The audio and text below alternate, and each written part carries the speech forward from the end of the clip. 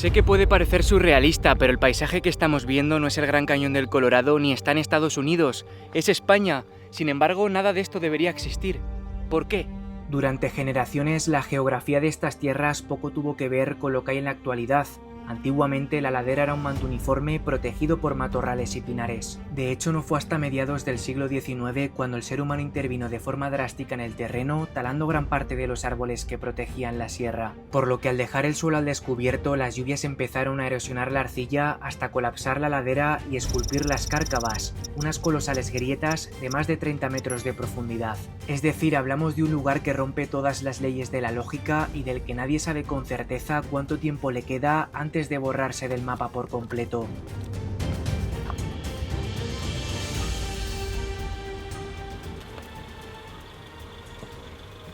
Y es que para entender en condiciones la historia de cómo se formaron las cárcavas, lo primero que debemos saber es cuál fue realmente el inicio de los hechos que provocaron estas grietas en la montaña. Porque aunque pueda parecer no tener sentido, la realidad es que el origen del cañón no está en la propia tierra, sino en la actividad de la gente que vivía en este valle. Dejadme poneros en contexto. Ahora mismo nos encontramos en el pueblo de Patones, más concretamente en Patones de Abajo. Sin embargo, la aldea histórica no es esta. La aldea histórica es Patones de Arriba, el pueblo original y el lugar donde comienza toda esta historia. Lo único malo es que para llegar hasta allí nos va a tocar subir caminando casi 1 kilómetro. El acceso con coche se lo tienen solo permitido a los residentes o a unos microbuses que te suben y te bajan por un módico precio. Pero nosotros no, nosotros lo vamos a hacer a pie. Así que venga, empecemos la subida.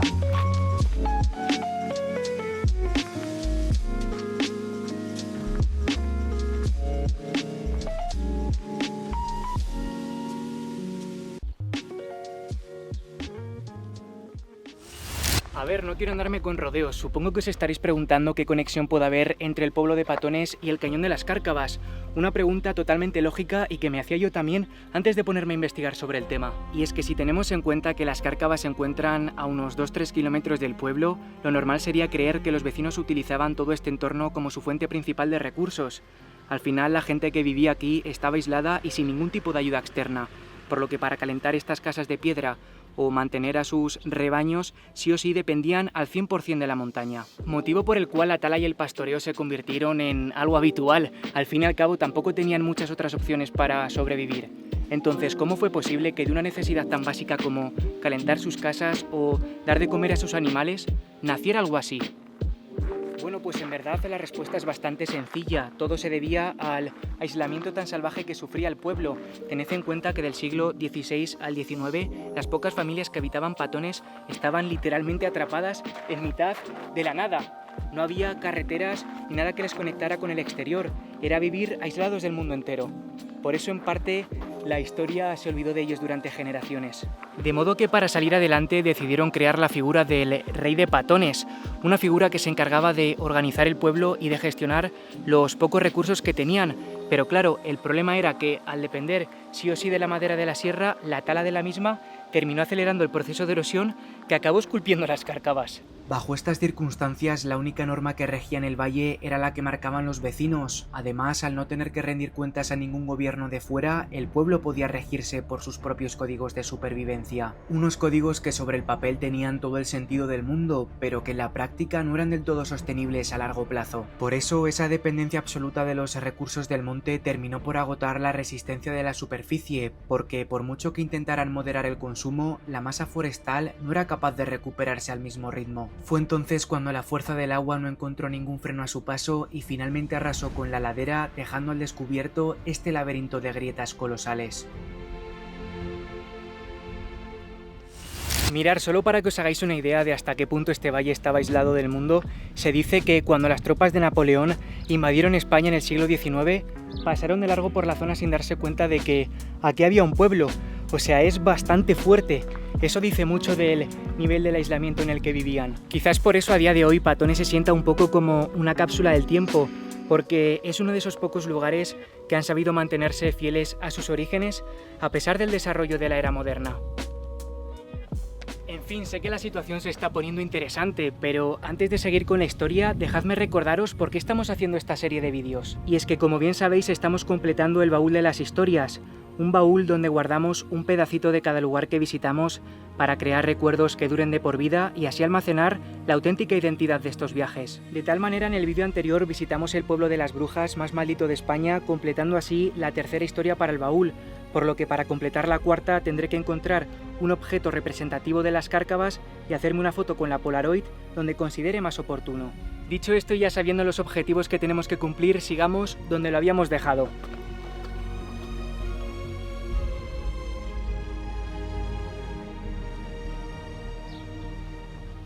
Sinceramente es muy loco caminar por estas calles sabiendo que el pueblo y las grietas son como dos piezas de un puzzle gigante que encajan a la perfección. Ver estas casas de piedra te hace entender la cantidad de recursos que fueron necesarios para poder mantener el estilo de vida de la gente que habitaba estas tierras. Eso sí, lo que realmente impresiona es que está todo muy inclinado. Si intento ponerme recto, me voy muchísimo. Son todo cuestas para arriba y para abajo, así que si lo miramos con perspectiva, tiene todo el sentido del mundo que la erosión arrasara con todo, porque no hay nada que frenase el agua. Me encantaría conocer al genio que se le ocurrió hacer un callejón tan estrecho. Si subo el brazo y me pongo de frente casi que no entro, y todo porque estoy sujetando la cámara, pero si intento girar ya se me complica. Es más, hago así un poco y me estampo contra todo. Al menos es bonito porque vaya tela.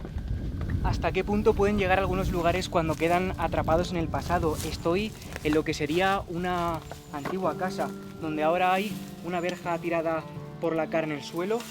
Y fijaros en esto, aquí debería estar el techo, pero no hay nada.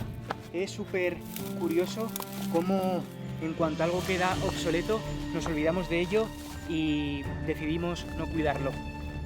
Por cierto, lo de que estemos a 35 grados es una pasada. Encima lo peor de todo no es esto, lo peor es la calidad del aire. Está todo en rojo. Me voy a morir aquí. Por favor, encima se me ha acabado todo el agua. Traía 3 litros y me los he fulminado. Si veis que me cuesta hablar o vocalizar es porque tengo la boca seca. Además está todo cerrado, no hay ni un bar abierto.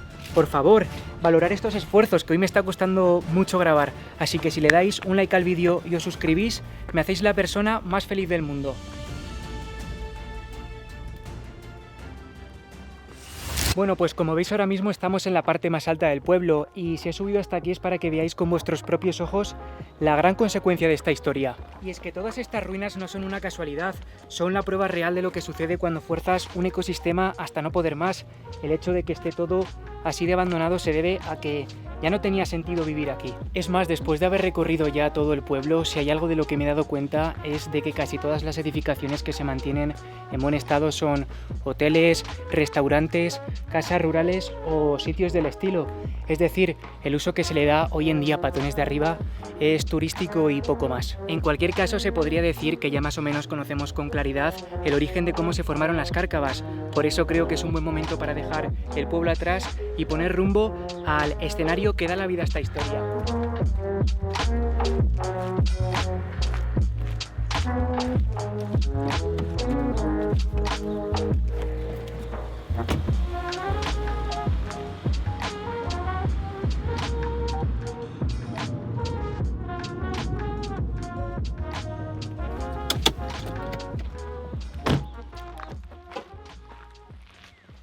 Otra cosa no, pero telita cómo se me van a poner las piernas. Grabar estos vídeos supone hacer demasiados kilómetros. Que por cierto, hablando de distancias, un dato curioso es que hemos cruzado de comunidad autónoma. Ya no estamos en Madrid, ahora estamos en Castilla-La Mancha. Esos 2-3 kilómetros no han dado ni para escuchar una canción entera.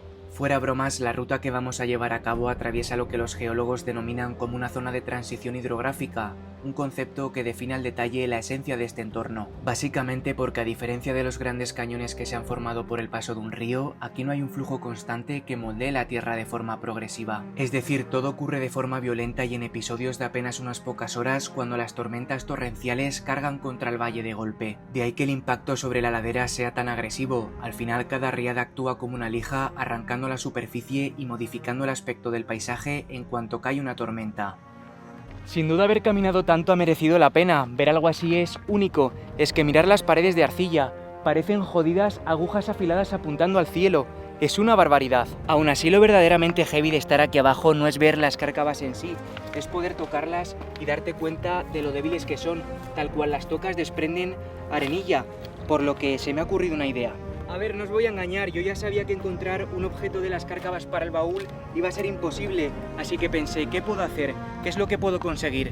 En fin, que tras darle muchas vueltas a la cabeza, llegué a una conclusión. ¿Y si me llevo un botecito vacío y lo lleno con la arenisca que se haya caído al suelo? Es perfecto, ¿no? Bueno, pues para mí sí lo era. Aquí tenéis el bote. Vamos a llenarlo. El hecho de que haya decidido coger la arenisca del suelo y no de las paredes es más que nada por cuidar un poco el medio ambiente. Ya sé que por quitar un poquito de arena no va a pasar nada, pero si ya de por sí la erosión es rápida, al menos no quiero ayudar a que se acelere. Así que vamos a cogerla de aquí, vamos a llenar el botecito, que además toda esta tierra cae de las propias paredes. Y ya estaría, bastante rápido y bastante fácil. Mola mucho el hecho de poder decir que tienes un pedacito de un lugar que muy probablemente acabe desapareciendo. Aunque parezca una locura, lugares como este no solo atraen a senderistas o a gente que busca ver un paisaje bonito, lo realmente curioso es su valor científico para hacer investigaciones. De hecho, agencias espaciales como la NASA llevan años utilizando terrenos con esta misma composición de arcilla y óxido de hierro para entender cómo se comporta la superficie en Marte. Y es que la falta de vegetación y la forma en la que el agua agrieta la ladera crean un entorno perfecto que sirve como modelo para simular las condiciones del planeta rojo y así poder practicar con los rovers y todas sus maquinitas espaciales. Es por ello que da un poco de vértigo pensarlo. El Gran Cañón del Colorado tardó millones de años en formarse, pero lo que tenemos nosotros delante de nuestros ojos podría decirse que se formó casi de la noche a la mañana.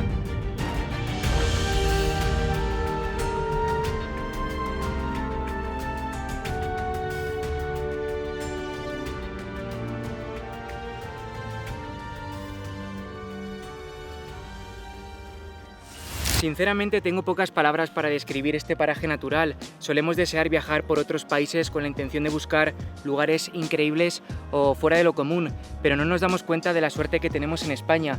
De verdad, deberíamos empezar a valorarlo más porque somos muy afortunados. Madre mía, qué reflexivo me he puesto. Tremendo. En cualquier caso, después de esta pequeña reflexión y de dar unas cuantas vueltas por las grietas, he llegado a la conclusión de que este es el mejor spot para hacerme la fotografía para el baúl. Eso sí, espero no salir volando porque se está levantando mucho viento. Así que vamos a encender la cámara, pongo el temporizador y me la voy a hacer en modo selfie porque quiero que se vean bien las grietas. Vamos allá. Ahí está. La tenemos. Esta vez me ha salido a la primera. Creo que es de las pocas veces que consigo que salga la foto bien. La tenemos. Ahora solo falta esperar a que se revele, pero vosotros os tendréis que esperar hasta el final del vídeo. Llegados a este punto se podría decir que ya conocemos la historia de las cárcavas y de sus orígenes, pero no puedo irme de aquí sin antes hablaros de algo a lo que ya le dedicamos un vídeo en el pasado y que tiene mucho que ver con la historia de este valle.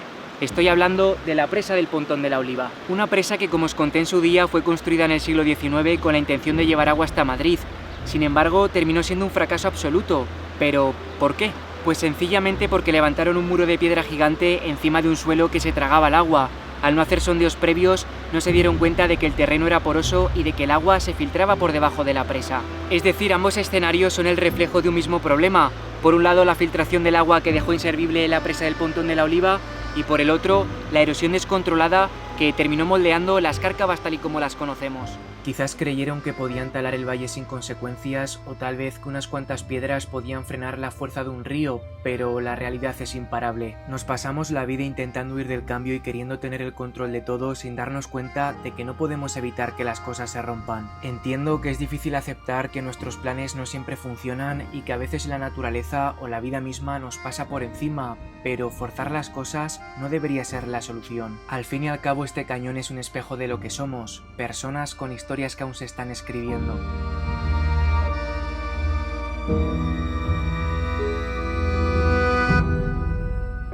Por cierto, si te ha gustado esta historia, por aquí te dejo otra en la que investigamos el pueblo de las brujas más maldito de España. Créeme, te va a gustar.